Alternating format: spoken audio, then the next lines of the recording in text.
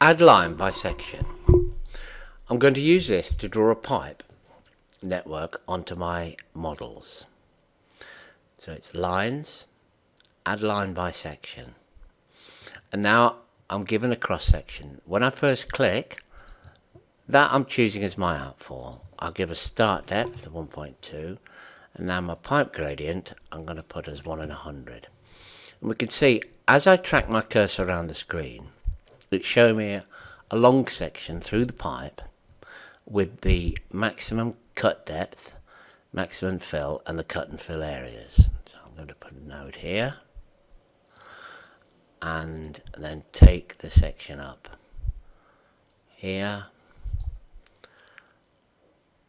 and I right click to finish the line, and I can give it a line style, so I'm going to call it 300 diameter.